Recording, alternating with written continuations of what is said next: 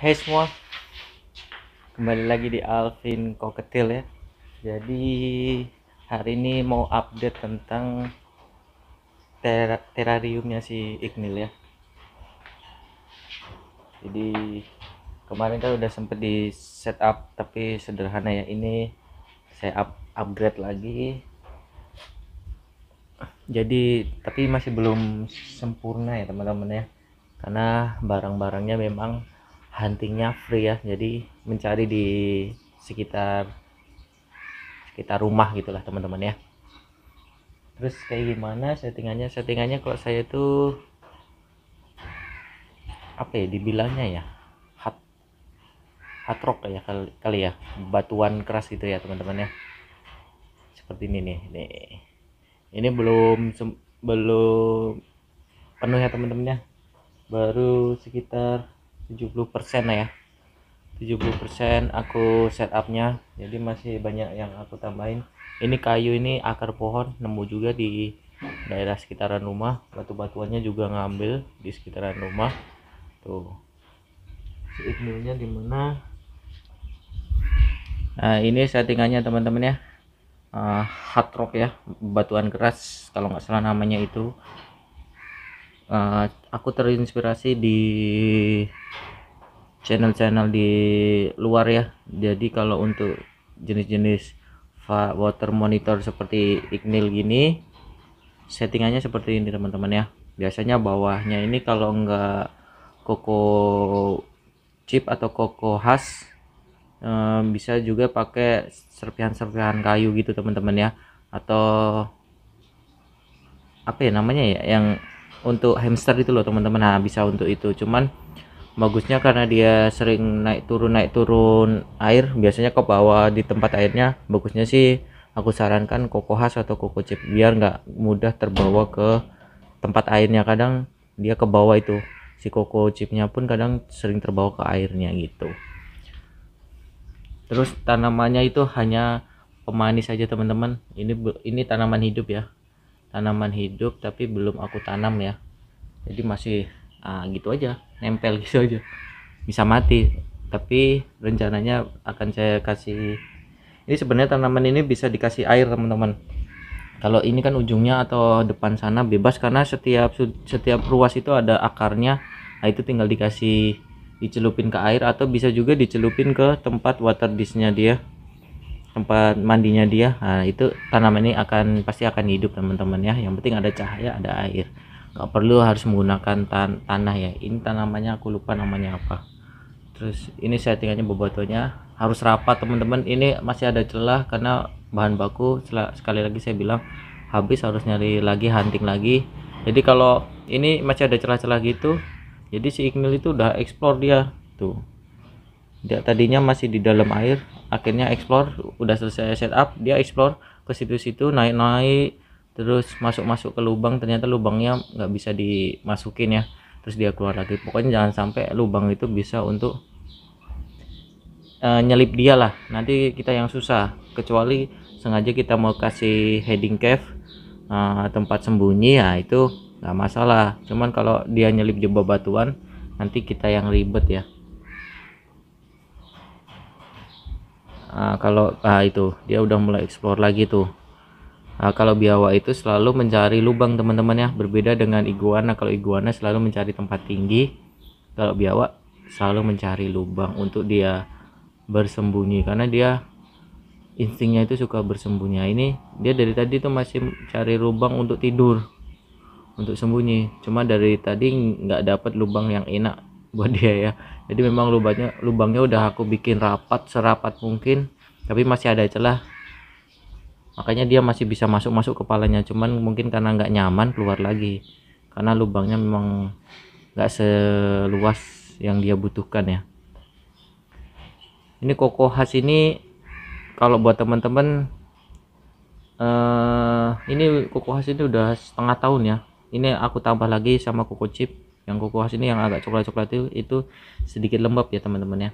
Kalau yang Coco chip masih kering, karena prosesnya benar-benar pengeringannya sempurna ya. Kalau kita beli yang untuk khusus reptil, yang coklat-coklat itu sedikit nggak terlalu kering, tapi nggak terlalu basah juga teman-teman, lembab pun enggak sih teman-teman ya. Jadi memang kalau udah apa ya namanya, dipakai biasanya sedikit-sedikit coklat gitu karena sudah sedikit mengandung air. Tuh dia naik-naik tuh. Terus pemakainya gimana bang? Kalau udah kotor bisa diambil, yang kotornya dibuang atau bisa dicuci teman-teman. Kalau aku cuci aja. Tuh ini udah pemakaian setengah tahun pun masih bersih teman-teman ya. Aku cuci karena kebanyakan ignil ini kalau buang kotoran di airnya itu teman-teman ya, di tempat mandinya. Jadi aku hanya perlu mengganti airnya setiap hari, sehari sekali aja. Dan koko chip atau koko khasnya itu cuma dia terkena air dari badan dia karena dia sering keluar masuk air kan. Nah, jadi cuma basah aja. Kalau terlalu basah biasanya aku jemur aja. Terus posisinya di sini kalau sore kena matahari juga teman-teman ya. Iguanaku pun juga gitu. Jadi udah nggak pernah aku jemur lagi karena secara alami sore hari sudah terkena matahari. Settingan sementara itu lampu UV aja teman-teman ya, hanya untuk penghangat. Kenapa nggak aku kasih UVB? Satu, di sini sore hari udah dapat matahari teman-teman, jadi nggak perlu lagi pakai UVB. UVA ini untuk apa? Untuk sementara ini ya teman-teman, untuk penerangan. Jadi biar terlihat apa ya, terang aja terariumnya, karena aku belum pasang lampu LED di atasnya. Rencananya mau aku pasang lampu LED biar penerangannya lebih sempurna sampai sudut sana, ujung ke ujung. Terus listrik lebih hemat juga karena lampu reptil ini aku pakai yang 50 watt ini. Ada juga yang 100 watt, cuma ini udah cukup untuk yang 50 watt ya. Karena di tempat saya udah lumayan panas ya, suhu udah di atas 30-an. Oh dia explore terus tuh. Gini aja teman-teman, settingannya sederhana, simple.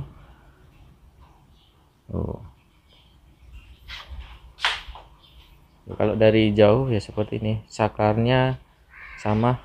Kalau mau matikan, nyalakan lampu di dalam pakai saklar ini aja tuh. Nah ini saklar satunya kenapa masih nongol, ini belum aku pasang lampu ini khusus untuk lampu LED nya nanti teman-teman ya, yang model apa ya, kayak pita gitu loh, yang strip gitu loh, yang bisa digulung itu. Nah itu aku belum di tempatku di dekat rumah belum dapat yang aku mau warna putih ya. Jadi rencana besok baru mau aku cari. Nah nanti baru aku sambungkan ke sini, jadi semuanya listrik nyalakannya dari situ lampu-lampunya.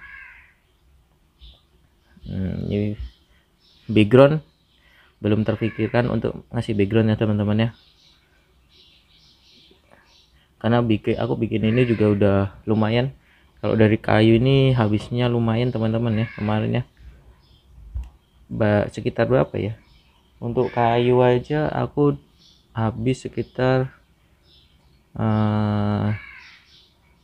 kayu beli pertama itu 240-an, beli kedua itu 50.000, anggap aja 300.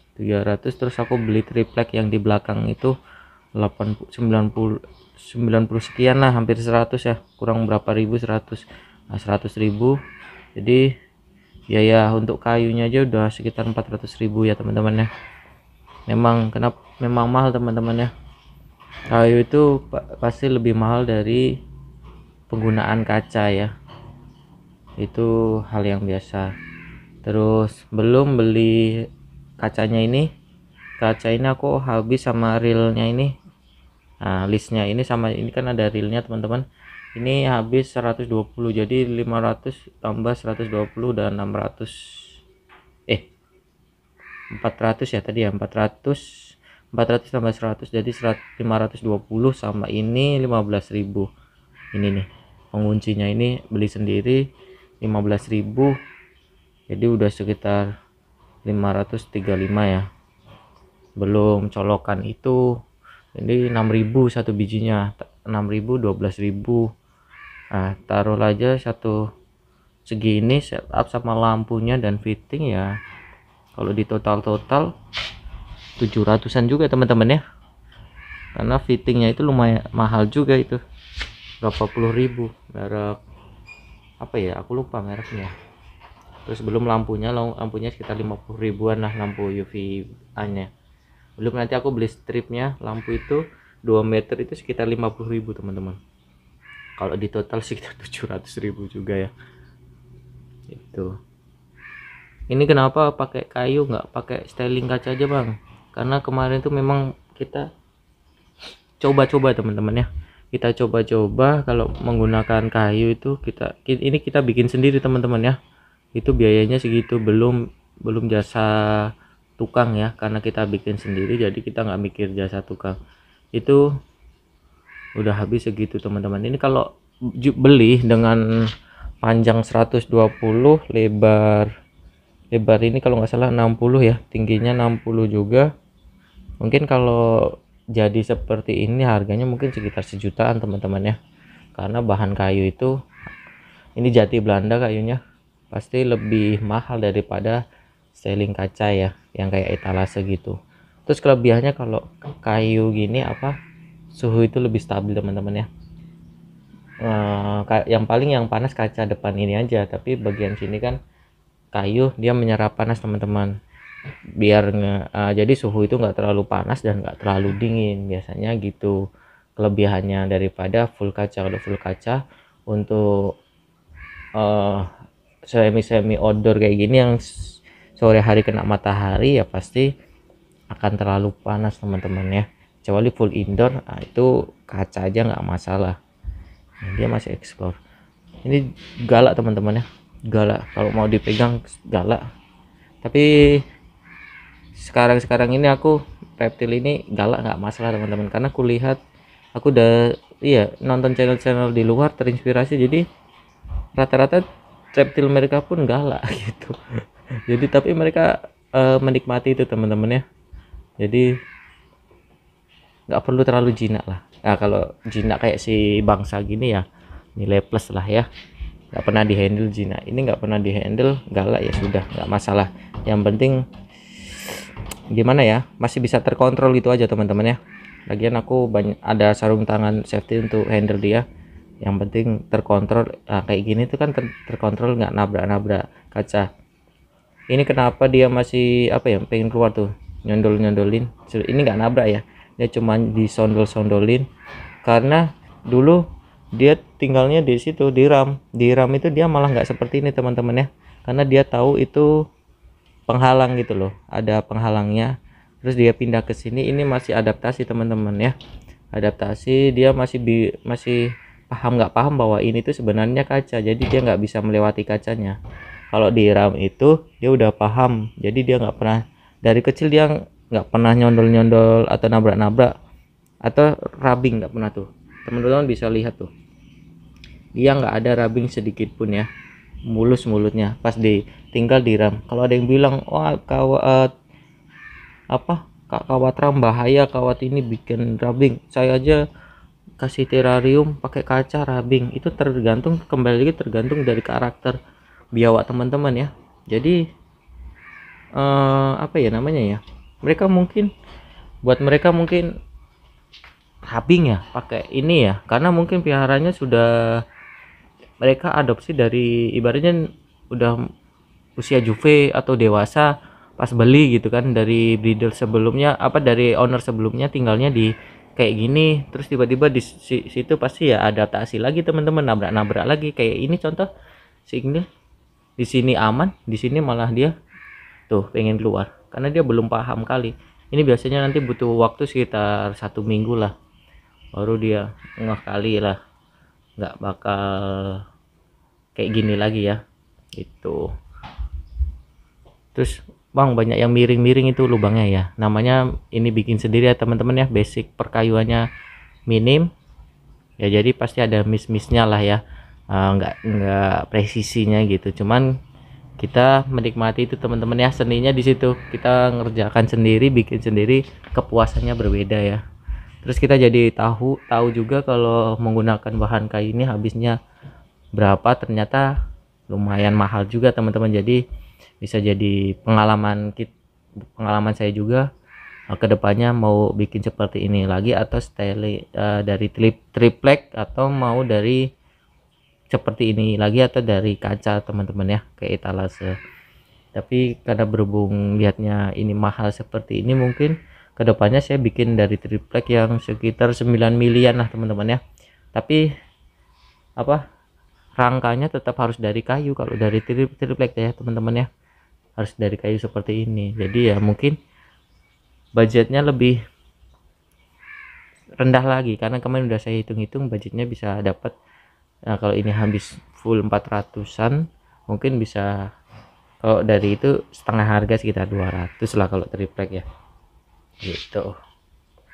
Jadi dia masih explore, ini update sementara ya teman-teman ya.